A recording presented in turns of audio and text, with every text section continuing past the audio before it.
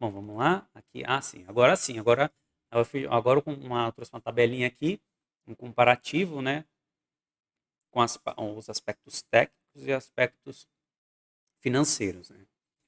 Então, aí tem o gerador mais UPS estática, a UPS rotativa.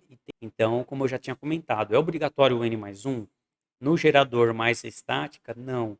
Como eu comentei, você tem o gerador separado do no-break. Então, se você precisar desligar o no-break, você consegue manter pelo gerador, tá? E se você precisar desligar o gerador, você pode manter pelo no-break, tá? Então, e no caso da UPS rotativa, sim, você seria obrigatório, né? A não ser que você faça você alugue, né, algum equipamento ou um gerador provisório sempre que você precisar efetivamente desligar o equipamento para manutenção. Fora isso, não tem como você desligar se você não tiver uma redundância no seu site, ok? Bom, em termos de espaço, é uma questão muito polêmica, tá? Em relação ao UPS contra, né? É uma baita de uma briga, mas assim, a gente está falando aqui, no caso do gerador mais UPS, o espaço é maior, desde que a gente esteja falando de bateria de chumbo ácido, não esteja falando de baterias de lítio e tudo mais. E também tem a questão da autonomia, né? Hoje, se a gente trouxer as baterias que têm capacidade que podem fornecer, ser totalmente descarregada em 7 minutos, você tem uma quantidade de bateria menor, um espaço menor, uma quantidade de refrigeração menor, né? Então, daria essa é uma questão muito controversa aí entre um e o outro, tá? Mas colocando aqui em termos de técnicos, então a bateria, o PS estática é maior, o PS rotativa é menor. Bom, a qualidade de energia. Aí aqui eu listei como o PS com uma qualidade maior. Por quê? Porque ela reconstrói totalmente a tensão. Isso a gente falando de modo online, vamos dizer assim, né? Não um modo bypass. Apesar que o modo bypass ele também teria um filtro, né? Mas não é a mesma coisa de que você trabalhar no modo online, tá? Mas comparando o modo online, como nós comparamos ali, em termos de até 96 por cento de 96, 97% de eficiência, ele seria na mesmo nível de eficiência energética. Então, o PS ele é maior do que o da rotativa, tá? Que são os filtros ativos que tem ali que pega direto da rede, né? Bom, tolerância à falha. Eu diria que aqui faltou um média, na verdade, né? Aqui deveria estar escrito média, tá? Aqui deveria estar escrito média, mas como eu coloquei aqui, né? Tolerância à falha, eu diria que é uma tolerância média. Por quê? Para efetivamente um no-break atingir esse nível de eficiência, ele precisa trabalhar em algum modo de economia, seja como eu expliquei ali, não vou pegar especificamente o caso da Eaton, que trabalha com sistema é, especificamente da Eaton, não, dos fabricantes, que na verdade cada um tem um nome, mas o sistema de trabalho é o mesmo, que é o que? Desligar alguns módulos e manter só a quantidade necessária de módulos funcionando. O que que isso ocasiona? Especificamente para a data center, se for uma carga que você sabe que a carga não vai, a carga muda gradualmente, se for um no break que não é redundante de outro, tudo bem, tranquilo, não tem problema nenhum.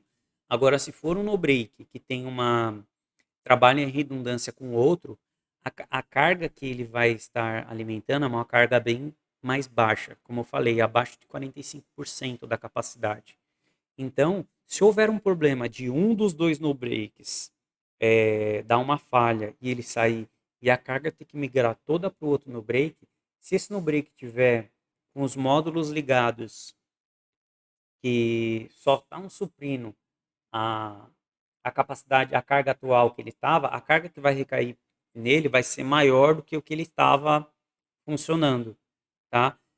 Quer dizer que o no break também vai dar algum problema? Não, ele tem um sistema que por isso que a tecnologia é tão cara. Ele tem um sistema que ele consegue energizar os outros módulos e alimentar toda a carga sem que tenha nem um tipo de problema na carga, tá? Ele consegue manter todo o sistema ok. Só que isso tem que ser em questão de milissegundos, tá? Então a tecnologia envolvida aqui é uma tecnologia bem mais complexa, né? Então por isso que eu coloquei que seria uma tolerância média. Tá? Para você ter uma tolerância à falha alta, você teria que manter o sistema todo online 100% sem nenhum tipo de economia, né? Então aí você teria ali, você não conseguiria atingir um nível de eficiência mais alto como a gente vê nos datasheets. O nível de eficiência com certeza vai ficar em torno de uns 90, em torno de uns, falando de no break, tá? E de UPS rotativo, como a gente já viu também. Na verdade, ele já vai ficar, se a carga for bem baixa, ele já não vai ter o que você fazer. Ao nível de, como ele é um sistema mecânico, o nível de eficiência dele vai ser baixo. Por quê? A quantidade de energia que ele usa para manter o acumulador cinético girando, ele é basicamente a mesma, independente da quantidade da carga. Então, se a carga é baixa, em relação à energia do acumulador, vai ser maior, tá?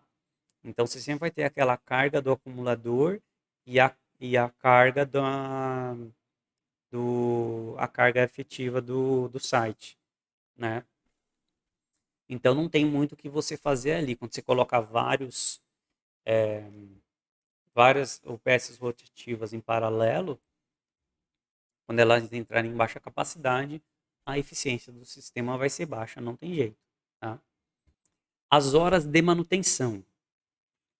Aí o que acontece? No caso do gerador mais a UPS, você tem aí, em termos de geradores, você tem manutenções mensais, você tem manutenções semestrais e manutenções anuais. Tá?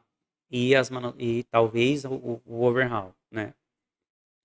No caso das UPS também, você tem normalmente você tem as manutenções bimestral, né, e anual, tá? E aí a cada 8, 10 ou 12 anos, depende, né, de cada caso, você tem um overhaul, né?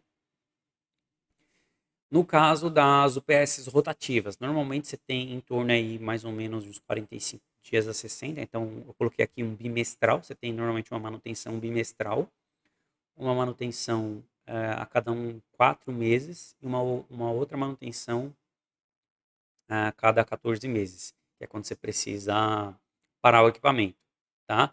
A anual, ali no caso da UPS estática, você também tem que parar o equipamento, e o de gerador também. Você também tem que parar o equipamento. No caso da UPS rotativa, normalmente no caso de gerador,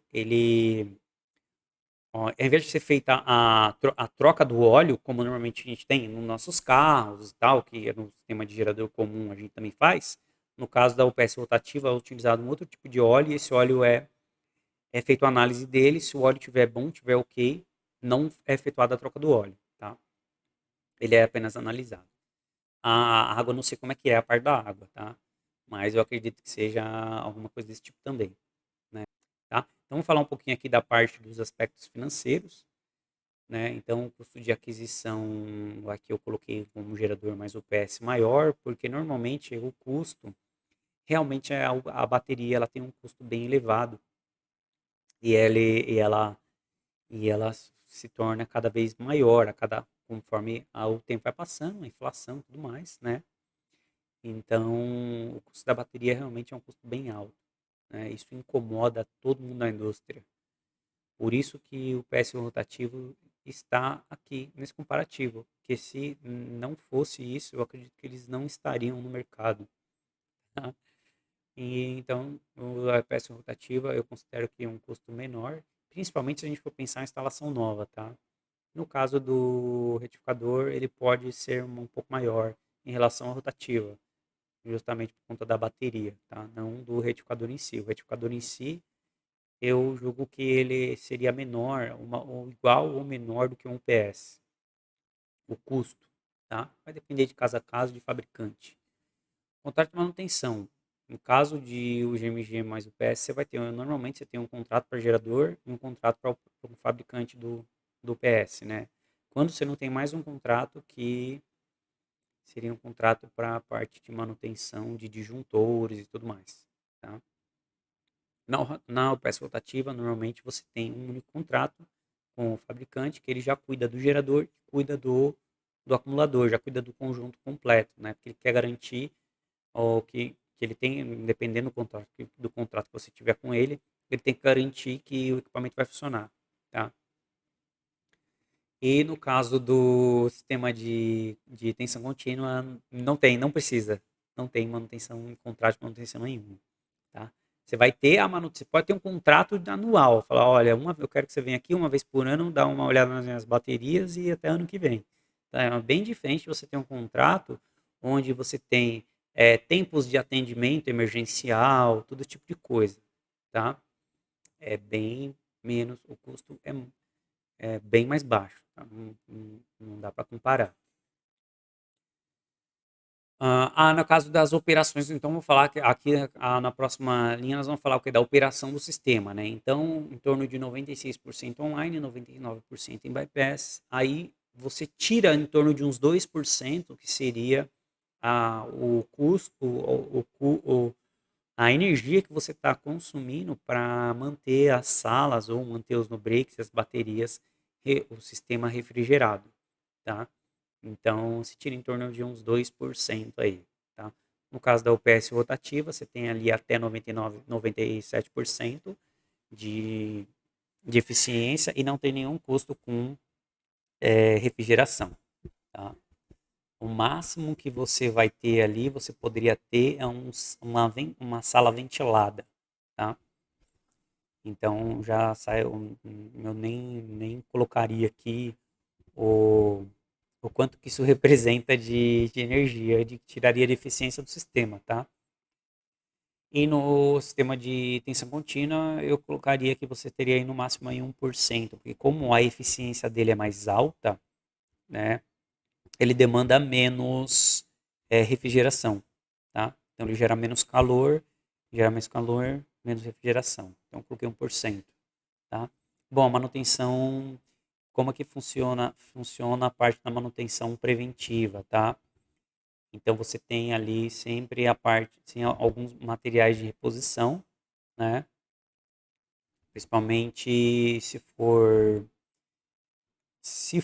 a se for no overhaul, no overhaul você tem bastante coisa, mas normalmente nas manutenções anuais aí sempre tem alguma coisa, algum capacitor, algum ventilador, é, e tudo mais. Na parte de gerador, você tem ali as peças normais de gerador, em que todas as três vai ter, né, a parte de gerador aí. Na UPS rotativa também, você vai ter algumas reposições ali que tem, a parte de lubrificação, rolamento e tal, algumas manutenções intermediárias, em que tem alguma questão de material, né? Tá bom? Bom, agora uma das questões mais polêmicas aí é a questão da troca das baterias, né? Que realmente é um dos maiores custos que tem aí na parte de UPS estática. Bom, hoje nós temos tranquilamente, baterias para 20 anos, tá? Mesmo que não seja de lítio, tá? É só o controle mesmo. No caso da UPS rotativa não tem nada, NA, maravilha, né? Se você calcular com a inflação, você vai ver que o negócio é pesado, né? Então, às vezes, compensa mais você colocar uma bateria que vai durar 15 anos e falar, pô, daqui 15 anos, será que eu ainda vou usar esse no break? Ou quando eu for substituir, eu já vou querer colocar modificar a tecnologia, né? Aí já vai ter uma bateria, uma tecnologia mais avançada, aí eu já vou mudar o no break, já vou mudar a bateria, já vou mudar tudo, né? Apesar que, assim, a parte do gerador e a UPS rotativa, ele é para mais de 30 anos, tá? Então, é raro os casos que eu vejo, assim, de overhaul mesmo de gerador. Eu já vi, assim, gerador muito batido, mas batido mesmo, usado em tudo que é lugar aí, alugado, Não gerador assim em stand-by, sabe? Tipo hospital, é, data center, normalmente são equipamentos que dura aí 15, 20 anos sem você ter que trocar muita coisa, é só o que dá problema mesmo, tá? Então, eu nem colocaria assim, eu coloquei aqui 5% overhaul, mas nem colocaria overhaul, tá? E aí, no caso dos UPS, sim, sempre tem um overhaul, o fabricante recomenda, né? E realmente é necessário, porque tem o desgaste ali, tem muita. A tecnologia está avançando bastante, né? Então, talvez mais daqui para frente, e se esses overhauls eles sejam prolongados ou vão sendo minimizados por outro tipo de tecnologia, né? Como a gente tem nos retificadores. No retificador não tem overhaul, você troca, queimou, você troca, né? Vai variar aí de um fabricante para outro, mas você vai ter um custo relativamente alto aí para fazer esse overhaul e não tem para onde correr, você tem que fazer. Tá?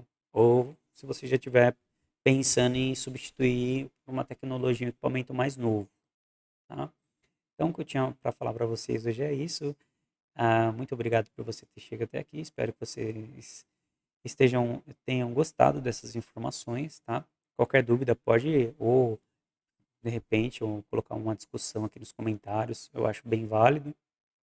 E caso vocês tenham alguma dúvida e queira falar diretamente comigo, pode me mandar aqui no YouTube, no Instagram, ou eu tô longe do Instagram agora, quase não entro, mas preciso colocar algumas coisas lá.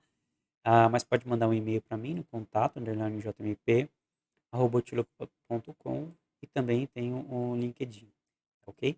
Muito obrigado por você ter chegado até aqui. Espero que eu tenha te ajudado a ter mais informações para que você use no seu dia a dia, evolua como profissional, como pessoa, tá? E até mais. Obrigado.